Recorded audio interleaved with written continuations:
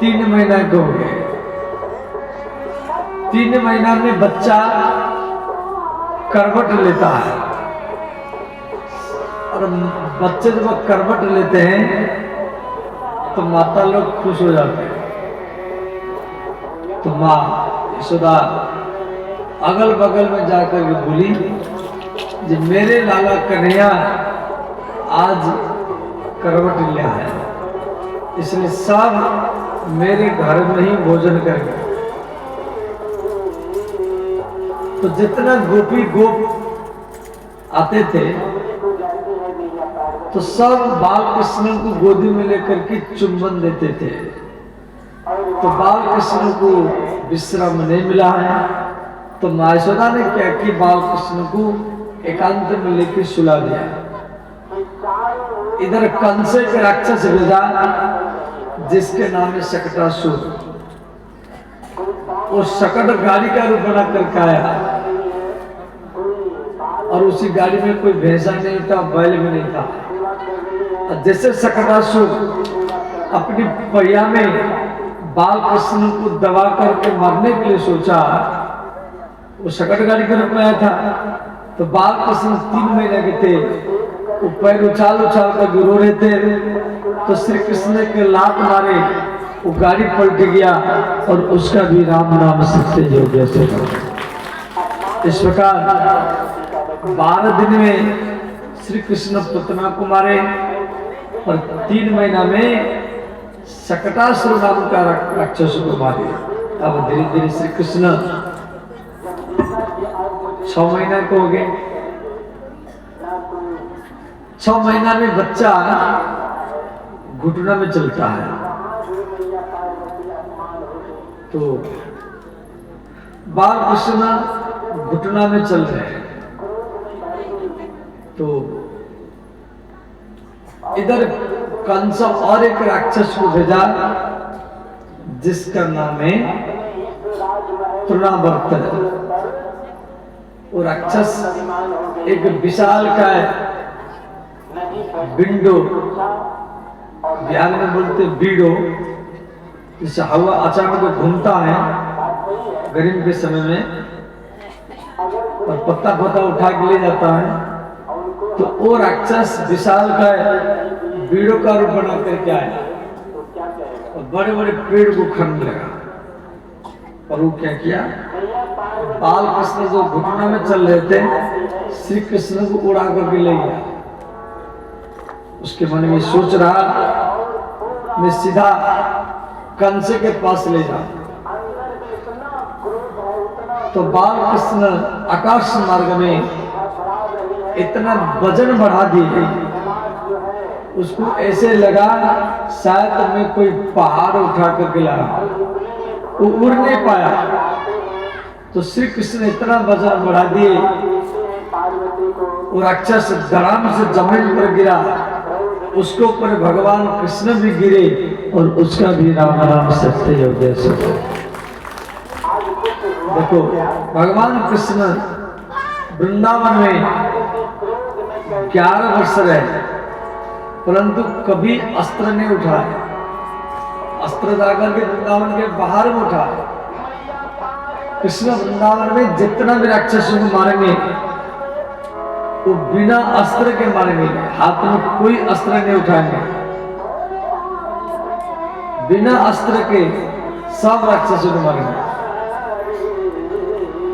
तो अब इस प्रकार श्री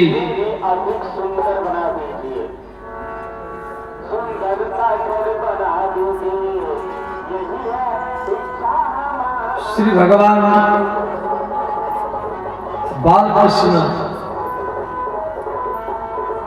का नामकरण करने के लिए गर्गाचार्य जी मथुरा से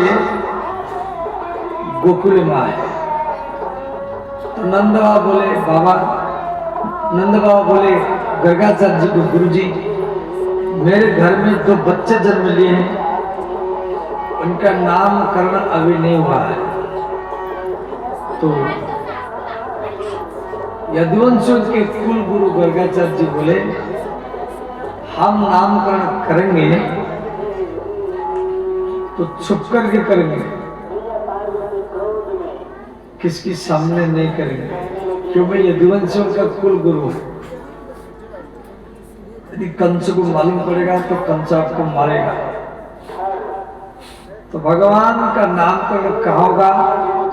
तो नंदवा की गौशाला में। और नंदवा का गौशाला कोई छोटा मोटा गौशाला नहीं, जिसमें 9 लाख गैया है। 9 लाख। भारत में प्राय गौशाला बहुत है। वृंदावन में प्रत्येक आश्रम में गैया है। 1, 2, 10, 20, 50, 100, 1000, 2000, 10,000, 20,000, 50,000, 80,000 तक गैया। और वृंदावन में तो नंदवा की गौशाला में 9 लाख गैया है। आपके बिहार में एक विशु बाबा नाम के संत थे। विशु बाबा नाम सुने होंगे आप। वो भागलपुर के थे, सबोर के विशु बाबा। उनके पास में भी कई लाख गैया थे, कई लाख। विशु बाबा भागलपुर से लेकर के नेपाल तक एक गैया लेकर के गैया चराने के लिए जाते थे। लाखों संख्या में गैया थे इनके पास। और जंगल में, सब जंगल था उस टाइम में, गंगा का किनारे सब जंगल था। तो विशु बाबा जब गैया चराते थे, गौ माता के ऊपर कोई हमला न कर दे, कोई बाघ या सिंह।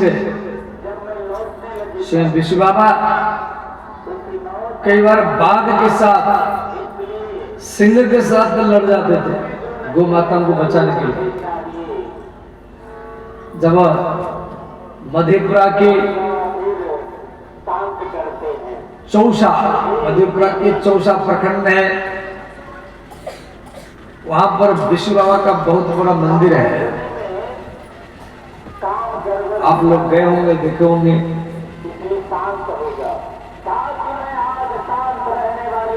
तो उसी जगह में उस गंगा में का लोहा लगा हुआ, लोहा लगा चौसा के पास, वहीं पर विशु बाबा का मृत्यु हुआ। वहीं पर वो शरीर त्याग किए। तो लाखों संख्या में गैया विशु बाबा के याद में रोने लगे।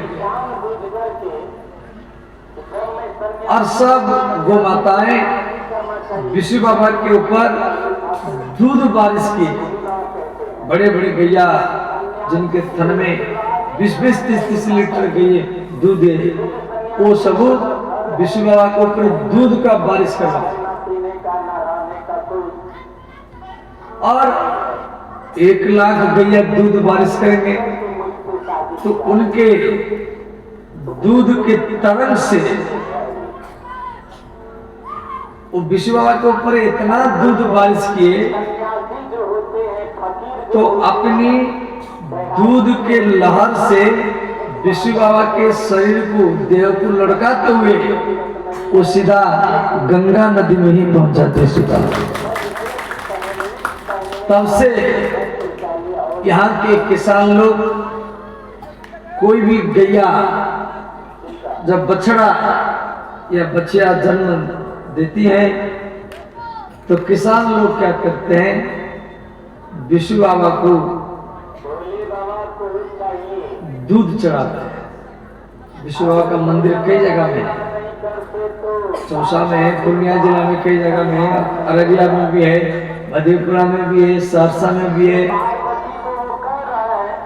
तो परंतु नंद बाबा की गौशाला में 9 लाख गैया थे। 9 लाख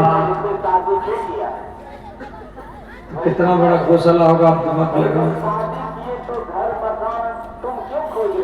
तो श्री यशोदा और रोहिणी दोनों नामकरण करने के लिए अपने बच्चा को लेकर के आ रहे हैं। रास्ता में अदल बदल किए तो श्री गर्गाचार्य जी यशोदा को बोले, यशोदा सावधान, आपके गोदी में जो बालक है वो आपका नहीं है। अयम ही रोहिणी पुत्रो, अयम ही रोहिणी पुत्रो रमयन् हृदये गुणैः आख्यास्यते रामेति बलाधिक्या बलम विदुः। ये सबके भीतर में रमण करेंगे, इसलिए इनका नाम होगा राम और इनके अंदर बहुत बल है, तो दोनों नाम मिलाकर के इनका नाम होगा बलराम। बोले श्री बलराम भगवान की जय। और किसानों की जो हल है, तो खेती करते किसान लोग वही हल को ये अपना अस्त्र बनाएंगे, इसलिए इनका नाम होगा, दूसरा नाम होगा हलधर। नंद को बोले, नंद आपका जो ये पुत्र है ये सत्ययुग में शुक्ल वर्ण है, शुक्ल वर्ण सफेद, त्रेता में रक्त वर्ण है, कलियुग में पीत वर्ण है। इदानी कृष्णताम गतः, इस समय ये काले रंग के हैं। ये सबके मन को कर्षण करेंगे, सबके चित्त को कर्षण करेंगे, इसलिए इनका नाम होगा कृष्ण। बोलिए श्री कृष्णचंद्र भगवान की जय। इस प्रकार भगवान का नामकरण हो गया। तो मां यशोदा बाल कृष्ण को लेकर के घर में आई, तो मां यशोदा बाल कृष्ण को सुला रही है। छोटे बच्चों को सुलाते समय में डांट फटकार की सुलाना नहीं चाहिए, लोरी सुना करके, कहानी सुना करके बच्चों को सुलाना चाहिए। तो मां यशोदा बाल कृष्ण को सुला रही हैं। श्री सूरदास जी यहाँ पर एक भजन लिखे हैं,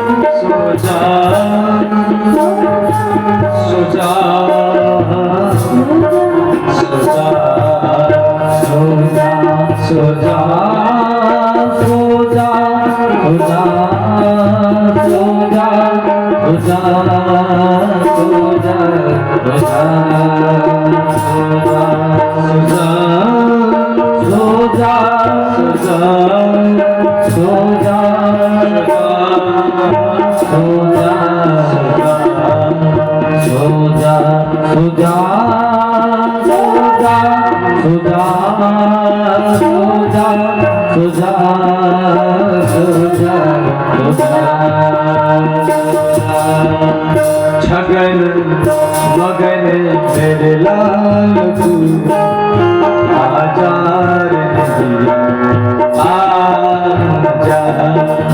छगन मगन मेरे लाल तू आजा रे आजा।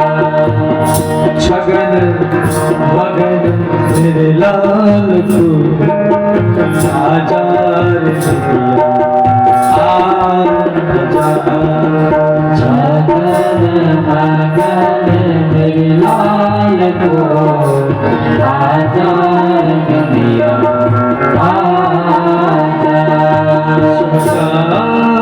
सो जा सो जा सो जा सो जा सो जा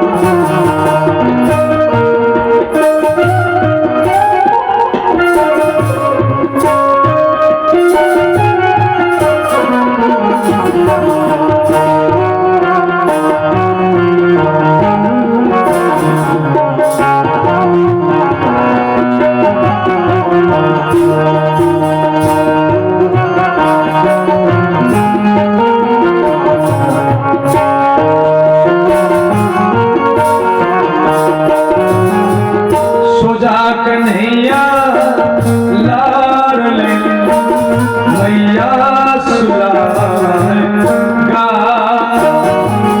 सो जा कन्हैया लाडले मैया सुलाएगा। कैसे सुलाऊं लाल को धीरे धीरे दूरीगा। कैसे सुलाऊं लाल को धीरे धीरे लोरिगा। छगन मगन मेरे लाल को आजा रे आजा। छगन मगन मेरे लाल को आजा रे कन्हैया आजा। छगन मगन मेरे लाल को आजा रे आजा। छगन मगन मेरे लाल को आजा रे कन्हैया आजा। सो जा सो जा सो जा सो जा सो जा सो जा सो जा सो जा सो जा सो जा सो जा इस प्रकार बाल कृष्ण सो जाते हैं। जब बच्चा सो जाता है तो माताओं को काम करने का समय मिलता है। तो श्री माँ यशोदा चूल्हा में हांडिया को गर्म किया। इधर बाल कृष्ण सोए हुए हैं। इसी बीच में कुछ समय बीत गया तो श्री कृष्ण का नींद टूटा। कृष्ण क्या किए, दीवार पकड़ पकड़ करके बाहर चले गए। तो बाहर में एक गौ माता अपनी बछड़ा को दूध पिला रही थी। तो श्री कृष्ण गैया के थन में अपना मुख लगा करके वो भी दूध पी रहे हैं। बछड़ा भी पी रहा है और कृष्ण भी पी रहे हैं। गैया बछड़ा को चाट रही थी और बछड़ा को छोड़ करके कन्या को चाट रहे हैं। इधर माँ यशोदा जब देखा जब मेरे लाला कन्हैया गैया के थन से दूध पी रहे तो माँ यशोदा तो खुश हो गई। फिर मैंने विचार किया आखिर में गैया पशु है और मान लो आगे चली गई तो मेरे लाला कन्हैया कुचल जाएंगे, दब जाएंगे। तो माँ यशोदा ने क्या कि बाल कृष्ण को उठा लाए, खिलौना पकड़ा दी श्री कृष्ण खेलना को छोड़कर के घुटना में चलते चलते कभी चूल्हा में जलता हुआ लकड़ी को पकड़ लेते हैं। भैया फिर उठा करके अंगना में बैठा देती है, खिलौना पकड़ा देती है।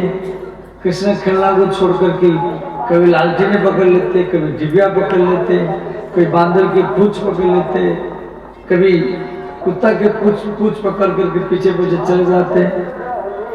भागवत में दिया गया है अग्नया माने आग पकड़ लेते थे। असी माने नंद बाबा के चाकू या तलवार जाकर के पकड़ लेते थे, बच्चा पकड़ लेता। अग्नया असी जलदिदकर्णकट्वश्च वर्कानं वक्षं भंडं विनति। इस प्रकार से कृष्ण क्या कर रहे हैं। अब धीरे धीरे श्री कृष्ण एक घर से दूसरे घर में जाना सीख लिए।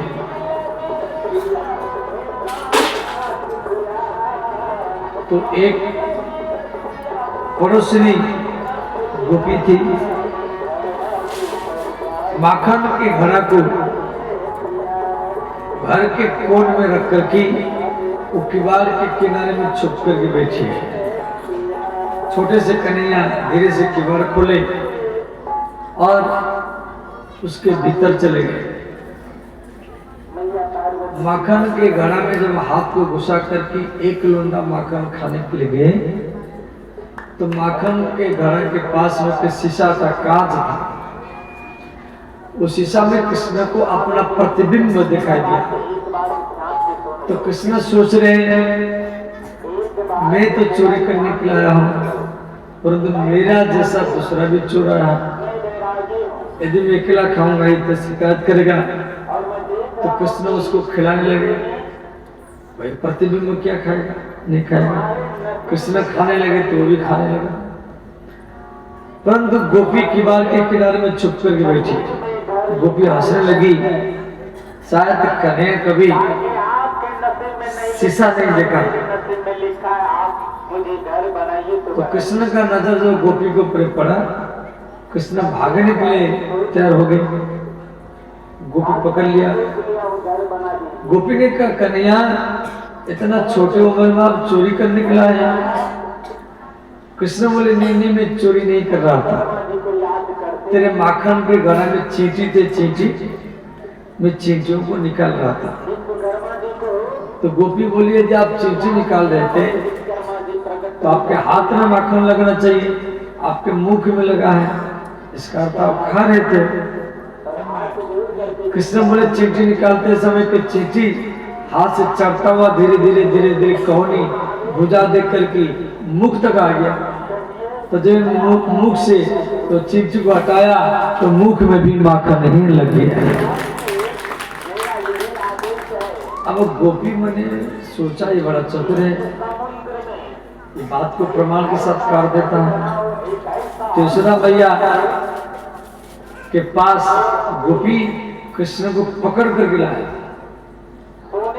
और कहा मैया इतना छोटे उम्र में ये चोरी करता है। श्री यशोदा मैया डंडा लेकर खाई है और बोली कन्हैया कान पकड़ो। छोटे से कन्हैया कान पकड़ कर भी खड़े हैं। मैया बोली चोरी नहीं करना है।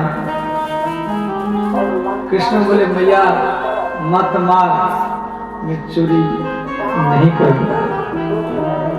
मैया डंडा उठा करके बार बार भय दिखा रहे। कृष्ण भयभीत है, भैया मत मार, मैं चोरी नहीं करूंगा। उस समय नारद जी आ गए। नारद जी बोले अरे भैया क्या कर रही। यशोदा ने कहा बाबा इतना छोटे उम्र में चोरी करता है, इसलिए इसको सुधारूंगी। नारद जी बोले अरे भैया बच्चों को कितना भी खिलाओ लड्डू पेड़ा जलेबी कितना भी खिलाओ, जब तक बच्चे चोरी करके नहीं खाएंगे तब तक प्रसन्न नहीं होंगे। ब्रजे वसंतम नवनीत चूरम, ब्रजे वसंतम नवनीत चूरम, गोपामंगलम चतुकूल चौरम, अनेक जन्मार्जित पाप चौरम, चौराग्रगण्यम पुरुषम नमामि। भगवान श्री पार्वती को कह रहे हैं, हे देवी, मैं जिसका ध्यान करता हूँ, मैं जिसका नाम जाप करता हूँ, वो चोर है, वो चोर है। पार्वती माता बोली, वो क्या क्या चोरी करता है? शिव जी बोले, हे देवी, ब्रजे बसंतम नवनीत चोरम, नवनीत माने माखन चोरी करता है, और गोपांगनाम चतुकूल चोरम, वो गोपियों के कपड़ा को भी चोरी करता है। और क्या चोरी करता है? और भागवत कथा में जो भागवत कथा सुनते हैं उनके पाप को भी वो चोरी करके ले लेता है। अनेक जन्मार्जित पाप चोर, चौराग्रगण्यम पुरुषम नमामि। ऐसा जो चोरों के सरदार है, हम उसको प्रणाम कर रहे हैं। श्री इस प्रकार श्री मां यशोदा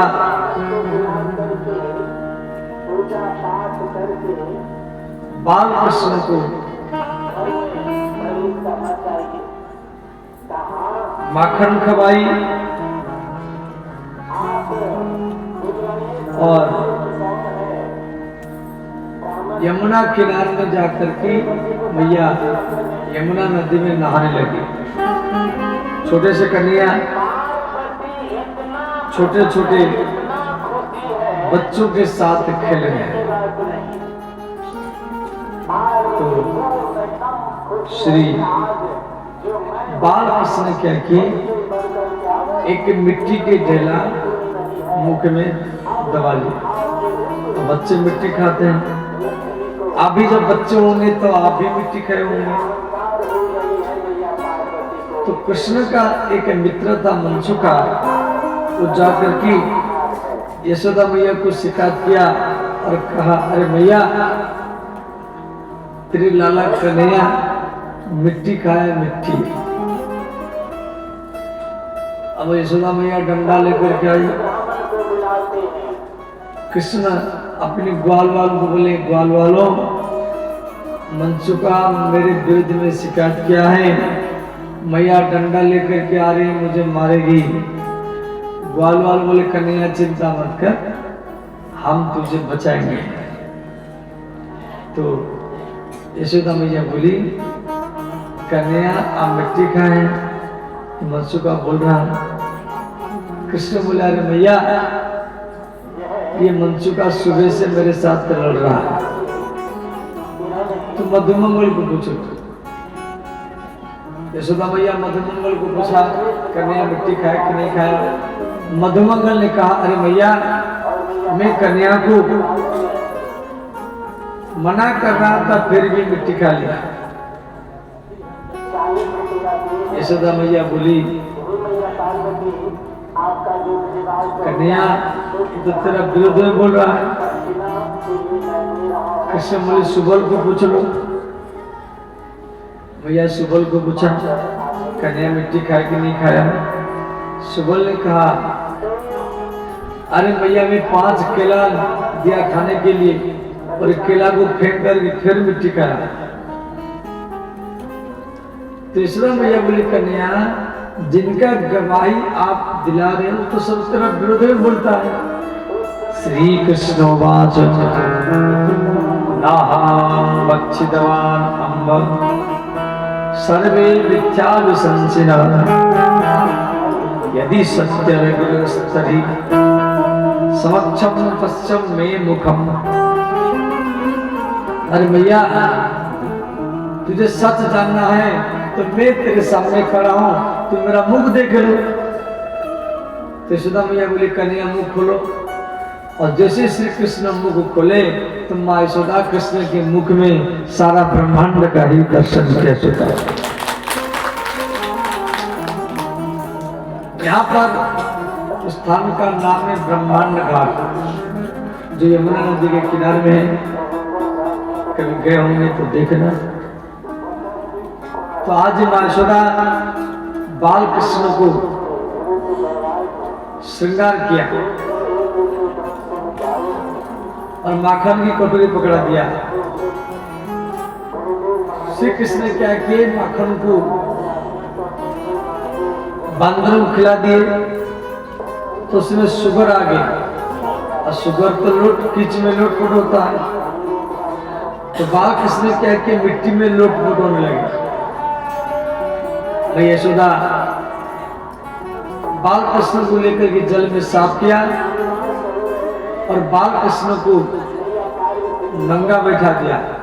कन्हैया आज आपको दिन भर नंगा रहना है। छोटे से कन्हैया नंगे बैठे हुए। तो यहाँ पर श्री सूरदास जी एक भजन लिखे, जिस भजन में श्री कृष्ण के नंगा रूप का वर्णन है। आज हरि देखे नंगम नंगा। हरि माने कृष्ण, हरि शब्द का अर्थ कृष्ण, जो सबके दुख हरण करता है उसको हरि कहा जाता है।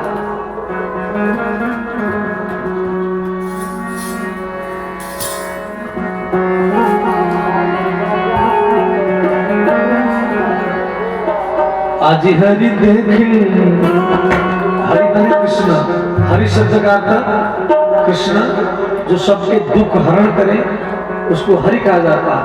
तो बाल कृष्ण छोटे हैं परंतु नंगे बैठे हैं, शरीर में कपड़ा नहीं है। तो सूरदास जी लिख रहे हैं, आज हरि देखे नंगम नंगा। आज हरि देखे नंगम नंगा। आज हरि देखे नंगम नंगा। आज हरि देखे नंगम नंगा। आज हरि देखे नंगम नंगा। नंगम नंगा।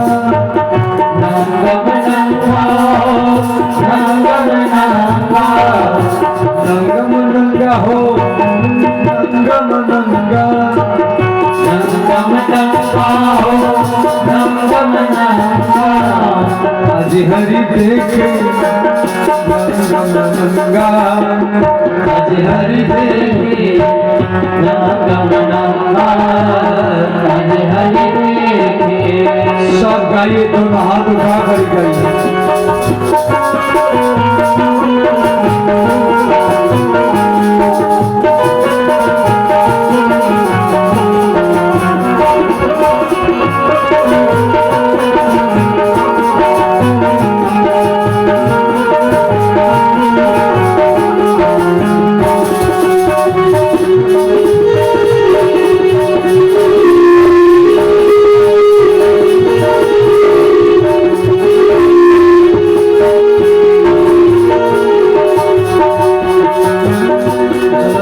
भूषण अंग विराजत, भूषण भाग विराजत। चल सुत भूषण अंग विराजत। भूषण अंग विराजत। कृष्ण नंगे बैठे हुए परंतु गला में एक मोती का हार है। अंग विराजत, अंग विराजत, अंग विराजत, अंग विराजत। वसन हीन छवि उठत तरंगा। आज हरि देखे नंगम नंगा। आज हरि देखे नंगम नंगा। आज हरि देखे।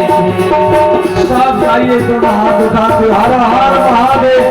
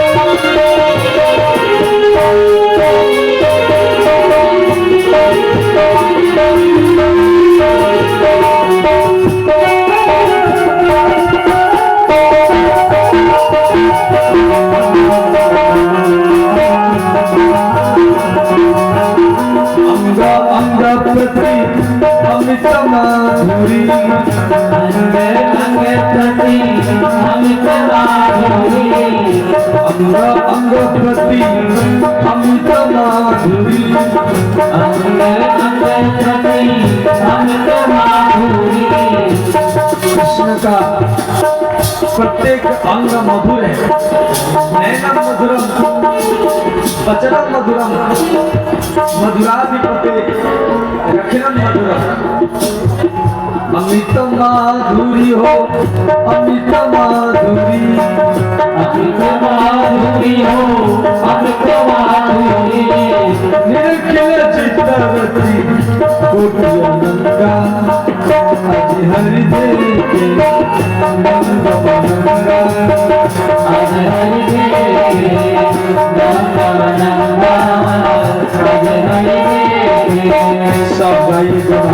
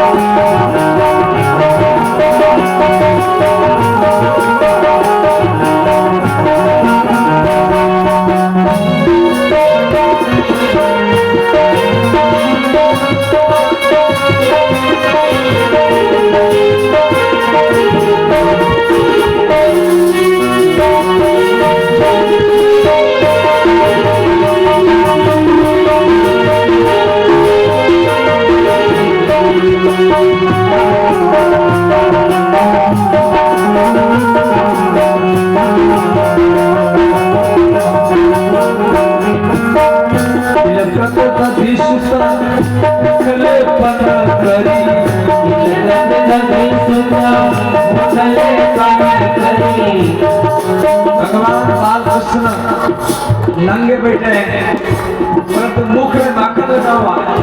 दधिसुत मन माखन दधिसुत मुख लेपन करी, मुख लेपन करी,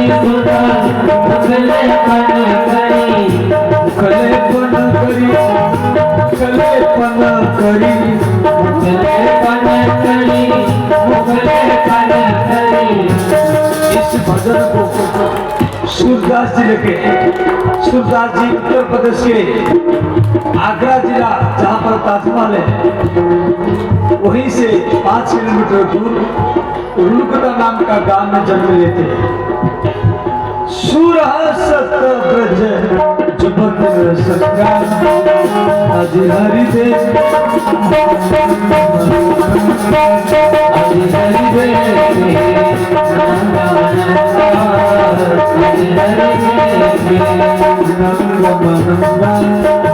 आज हरि देखे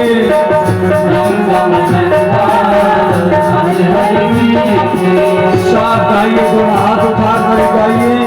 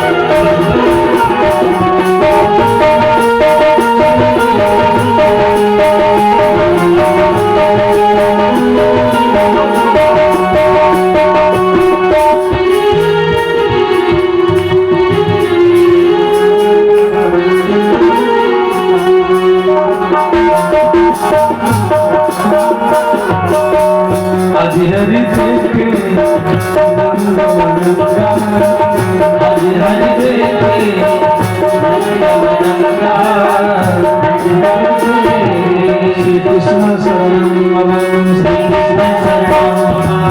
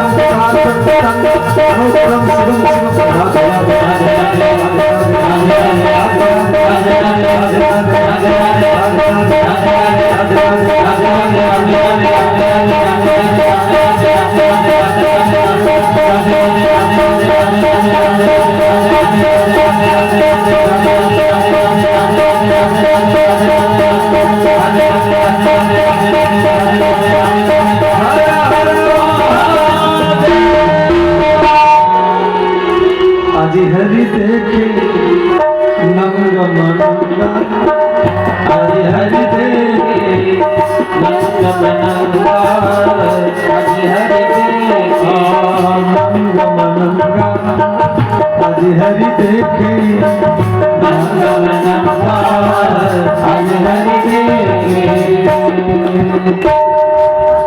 इस प्रकार श्री माँ यशोदा बाल कृष्ण को गोदी में लेकर के दूध पिला रहे हैं और उधर चूल्हा में दूध गर्म कर रहे हैं। तो दूध में एक उफान आ गया। तो माँ यशोदा ने क्या कि बाल कृष्ण को छोड़ करके और वो दूध को बचाने के लिए चली गई। तो उस समय मनसुका वहां पर बैठा था। मनसुका ने कहा, कन्हैया मेरे मैया मुझे यदि दूध पिलाते समय मुझे छोड़ कर भी चली जाती तो मैं सबरे मटका फोड़ देता। तो बाल कृष्ण के पत्थर लाए, जितना दूध के मटका घी के मटका सब फोड़ दिए। अम्मा यशोदा नाराज हो गई। माँ यशोदा ने क्या कि कृष्ण को पकड़ करके उनके हाथ पैर को बांध दिया और रस्सी को उखल में बांधा। बाल कृष्ण यहाँ पर बंधे हुए हैं। तो वहां पर मनसुका ने कहा, कन्हैया तू घुटना में बाहर चल और मैं तुझे बाहर में खोल दूंगा। तो श्री बाल कृष्ण घुटना में चल रहे हैं, पीछे पीछे उखल जा रहा है। तो सामने दो अर्जुन वृक्ष दिखाई दिए। अर्जुन वृक्ष के बीच में कृष्ण तो चले गए परंतु उखल जा नहीं पाया। तो श्री कृष्ण के झटका लगाए, दोनों वृक्ष नीचे गिर गए और उसी वृक्ष से दो यक्ष जन्म लिए। भगवान बोले, भैया आप कौन हैं? वो दोनों बोले, हम कुबेर के पुत्र हैं। हम दोनों भाई कुछ स्त्रियों के साथ जल में हम वस्त्रहीन होकर के नहा लेते हैं। उस समय नारद जी आए तो नारद जी को देख करके वो स्त्रियां तो कपड़ा पहन लिया, हम दोनों भाई कपड़ा नहीं पहने। इसीलिए नारद जी हमको अभिशाप दे दिए, तो हम पेड़ बन गए। तो दोनों भगवान का स्तुति की। वाणी गुणान कथने श्रवणं कथाया हस्तौ च कर्मसु मनस्तव पादयन्नः स्मृत्या शिरतव निवासं जगत् प्रणामे दृष्टिः सदा दर्शनस्तु भवत्तनुना।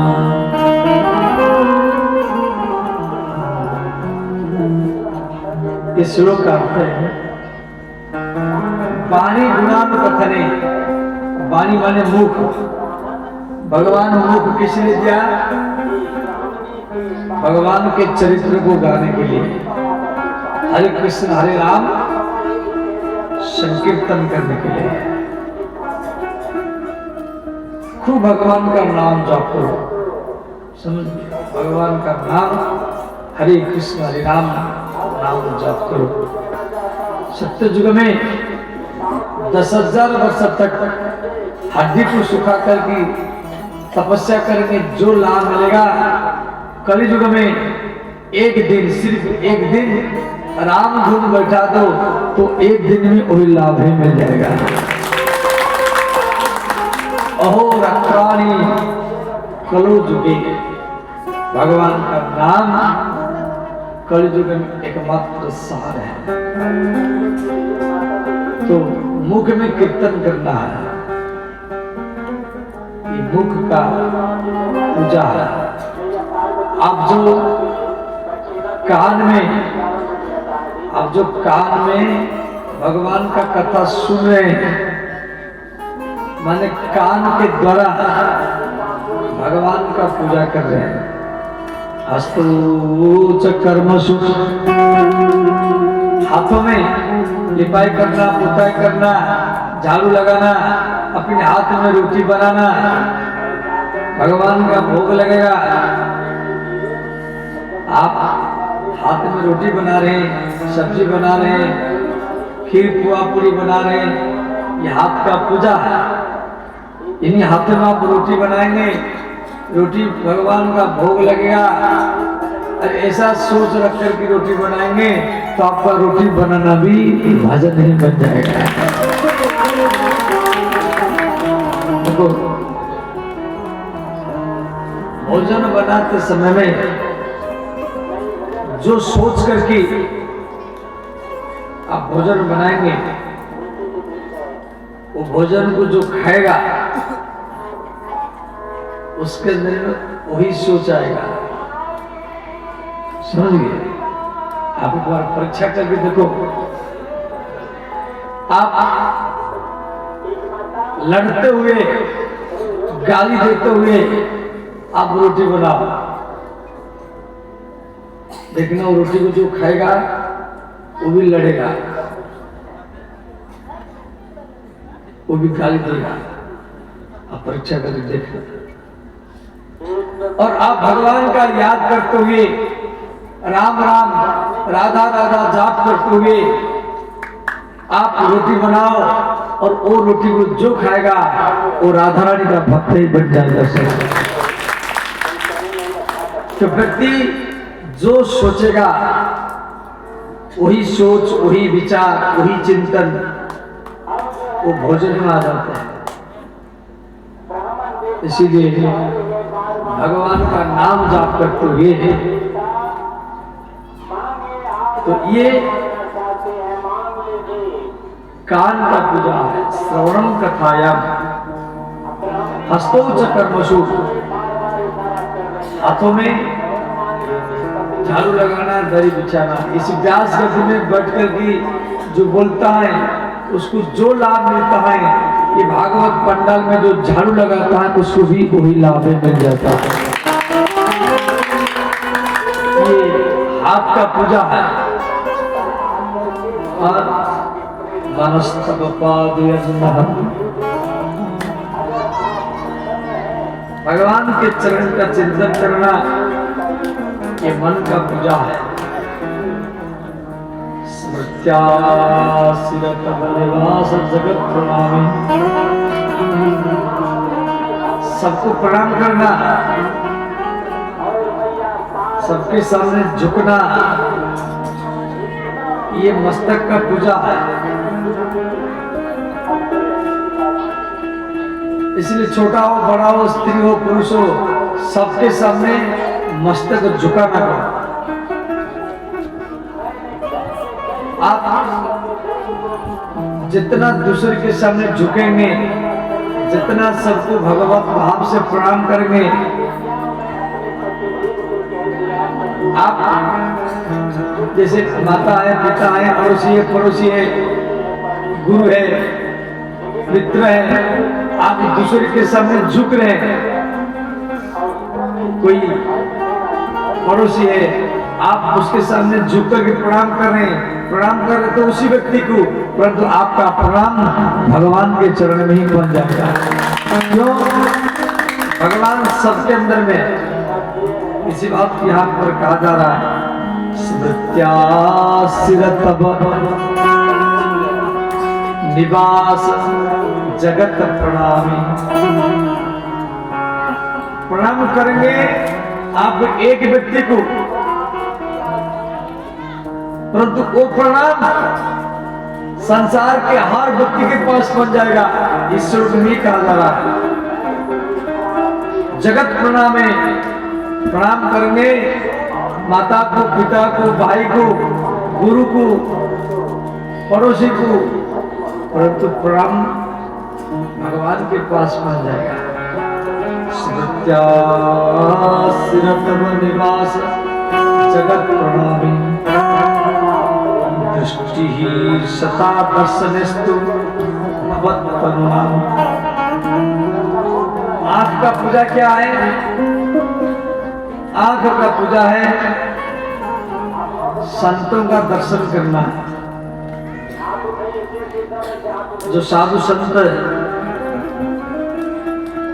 ये इनका दर्शन करना, भागवत प्रेमियों को दर्शन करना, भागवत पंडाल में आए हुए व्यक्तियों का दर्शन करना, ये आंखों का पूजा है। देखो भगवान को पूछा गया, नारद जी पूछे आप कहाँ रहते हैं? कोई मंदिर में रहते हैं कि वैकुंठ में रहते हैं? तो भगवान बोले ना हम बसामि वैकुंठे। नारद वैकुंठ में नहीं रहता। भगवान स्वयं बोले इस श्लोक में, ना हम बसामि वैकुंठ में, मैं वैकुंठ में नहीं रहता हूं। और योगी नाम हृदय मैं योगियों के हृदय में, दिल में भी नहीं रहता। तो मैं कहाँ रहता हूं? मदभक्ता यत्र गायन्ति। जहां मेरे कथा का गायन हो, जहां मेरे भागवत कथा, जो व्यक्ति मेरे भागवत कथा को सुनते हैं उनके दिल में मैं परमानेंट वास करता हूं। मदभक्ता यत्र गायन्ति तत्र तिष्ठामि नारद। तिष्ठामि मैं वहीं पर ठग जाता हूं। देखो तिष्ठामि, तिष्ठ माने ठहरो। तिष्ठ धातु आप पढ़े होंगे, लोट लकार उत्तम पुरुष है। तिष्ठतु तिष्ठताम तिष्ठन्तु तिष्ठ तिष्ठतम तिष्ठत तिष्ठामि तिष्ठाम तिष्ठाम। तो ये लोट लकार का उत्तम पुरुष का एक वचन है। मदभक्ता यत्र गायन्ति तत्र तिष्ठामि नारद। मैं वहीं पर ठहर जाता हूं। तिष्ठ माने ठहरना, वहीं पर मैं रुक जाता हूं। इसलिए भगवान का जो परमानेंट वासस्थली वो भागवत श्रोताओं के दिल, हृदय। इसलिए आपका मन भागवत में लगा हुआ। श्री भगवान 2.5 वर्ष तक गोकुल में रहे। उसके बाद में श्री कृष्ण को लेकर के सारा ब्रजवासी वृंदावन में आ गए। नंदगान वृंदावन आप गए होंगे, देखे होंगे, नहीं गए तो जाना। वृंदावन शब्द का अर्थ है वृंदा, वृंदा माने तुलसी, वृंदा शब्द का अर्थ तुलसी, वृंदा माने तुलसी, तुलसी का वन है। वृंदावन के किसान लोग सब तुलसी की खेती करता है। अब आप बोलेंगे बाबा ये तुलसी की खेती से क्या लाभ मिलता है? जैसे बिहार के किसान लोग मकई और गेहूं भी लगा रहे हैं, सब चारों तरफ कोई फल लगा रहा है। गंगा के जिला क्षेत्र में इधर तो धान होता नहीं, समझते हैं। और तो बिहार के किसान लोग मकई गेहूं का खेती करके भागलपुर वालों को, भागलपुर में तो कोई खेती नहीं होता है, नगोछिया में थोड़ी खेती होता है, खेती होता है गामन में। अब भागलपुर के बीच शहर में क्या कोई खेती होता है? जो बिल्डिंग है। तो बिहार के किसान लोग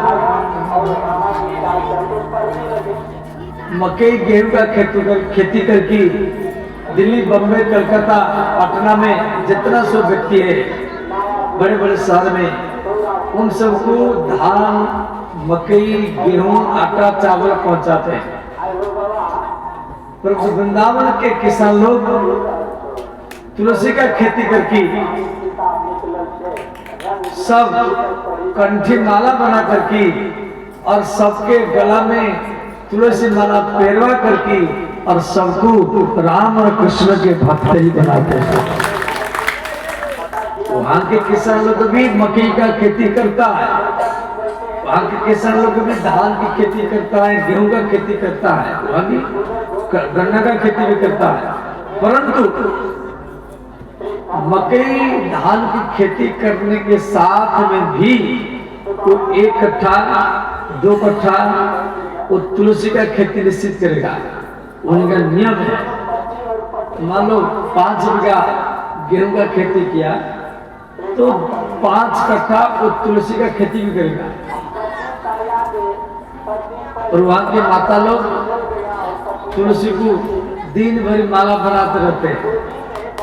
जैसे